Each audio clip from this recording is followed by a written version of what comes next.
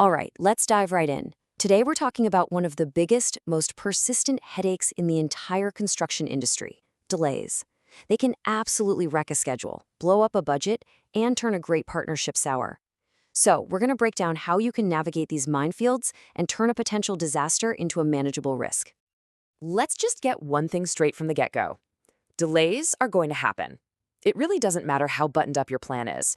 Pretty much every single construction project is going to face some kind of curveball. It could be a freak weather event, a last-second design tweak from the client, or, digging a hole and finding something you really didn't expect. It's just a fact of life out on the job site. And that right there leads us to the million-dollar question. And sometimes, I mean that literally. When that clock is ticking and the costs are piling up, who's responsible? Who ends up footing the bill for all that lost time and those extra expenses?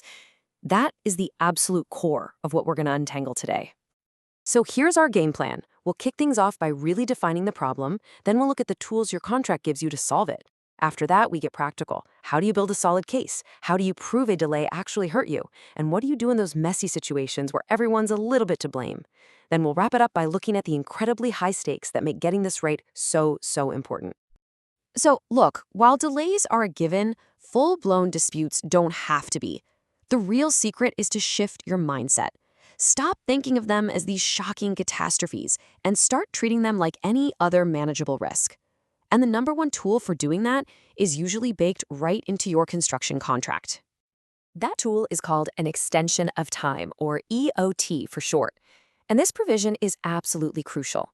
Now, it's not some get-out-of-jail-free card. It's a formal, structured way to adjust the project deadline when there's a legitimate reason for a delay. And the key part is, it has to be a reason that's outside of the contractor's control.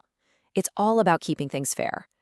But to even begin to use that tool effectively, you first have to understand exactly what kind of delay you're looking at. The contract actually classifies delays into different types, and that classification is everything. It determines whether you can even make a claim for an extension of time in the first place. And the contract basically draws a very clear line in the sand. On one side, you've got your excusable delays. Think of things you just can't control. Horrible weather, the client changing the design, finding weird stuff in the ground. For these, you can get an EOT. But on the other side, you have non-excusable delays. This is the stuff that's on you. Poor planning, not having enough people on site, low productivity. For these, not only do you not get an EOT, but you could also be facing some serious penalties. Okay, so let's say you've run into a legitimate, excusable delay. How do you actually make a successful claim? Well, it's not enough to just raise your hand and say, hey, we were delayed. It's a formal process that demands you follow the rules and, most importantly, you bring the receipts. And that process is a step-by-step march. First, you have to live and breathe your contract. Know those notification deadlines inside and out. If you miss one, your claim could be dead on arrival. Second, you got to pinpoint the exact cause. Third, and this is non-negotiable, you have to give formal written notice on time. Fourth, you have to actually quantify the delay, show exactly how it messed with the project's critical path. And finally, you bundle all of that proof into one comprehensive, logical claim. And what powers this whole engine? Documentation. I can't say this enough. Strong, contemporaneous records are your best friend. We're talking daily site diaries, project schedules, every single email and official letter, minutes from meetings, weather reports, photos, videos, the whole shebang. Without this paper trail, your claim is just an opinion. With it, it becomes a fact-based argument that's hard to ignore. Now, having all that evidence is one thing, but using it to prove that the delay actually mattered is the real trick. See, it's not enough to just show that you had a week of rain. You have to demonstrate, using real analysis, how that specific week of rain actually pushed back the final completion date of the project. This is where things can get a little nerdy, but stick with me, the concepts are pretty straightforward. Experts use a few different methods. The simplest is called as planned versus as built. You just compare the original schedule to what really happened. A much more common one is time impact analysis, where you basically plug the delay into the current schedule to see what it does. For really complex jobs, you might use windows analysis, breaking the project into chunks of time to analyze delays in each period. And there's also the collapsed as built, which is kind of a what-if game. It takes the delay out of the final schedule to see when the project would have finished without them. Of course, life on a construction site is rarely that clean, right? So what happens when things get messy? when a project gets delayed and both the client and the contractor are at fault at the very same time. This is easily one of the trickiest areas in all of construction law. And this messy situation has a name. It's called a concurrent delay. The key phrase to understand here is approximately equal causative potency.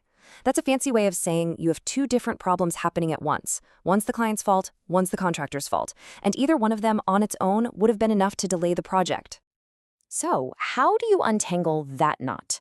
Well, there are a couple of different legal theories, but honestly, the dominant view, both in the US and in the UK, often boils down to a simple phrase: time, but no money. What this means is the contractor gets their extension of time, so they're safe from being penalized for being late, but they can't claim any extra money for their own costs during that delay. And on the flip side, the client can't claim damages from the contractor. It's basically a wash. And this brings us right back around to where we started, to that big question of who pays. Because I think you can see by now the stakes involved in this whole extension of time process are just incredibly high for everyone. I mean, just look at the difference here. It is night and day. A successful claim means the deadline actually moves. It shields the contractor from penalties, and it opens the door to maybe getting your extra costs covered. It protects your cash flow, protects your reputation. But a failed claim, that original deadline is a steel trap. The contractor is now on the hook for being late, staring down the barrel of massive penalties, and the whole thing can just spiral into a bitter, expensive fight. And those massive penalties we keep talking about, they have a formal name: liquidated damages. Now, this isn't just some random fine pulled out of thin air. It's a specific dollar amount per day that's written right into the contract from the very beginning. It's meant to be a fair, pre-agreed estimate of what the owner will lose for every day the project is late. Think lost rent, extra financing costs, stuff like that. To make this painfully real, just look at this number: $15,000 per day. And believe me, on a major project, a number like this is completely realistic. So you do the math. A 30-day delay that you can't get excused, you're looking at nearly $500,000 gone, just like that.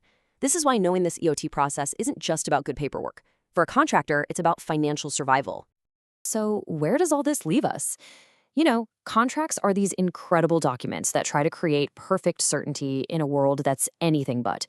But when the unexpected, which is pretty much the expected in construction, inevitably happens, is the real answer buried in page 87 of the fine print?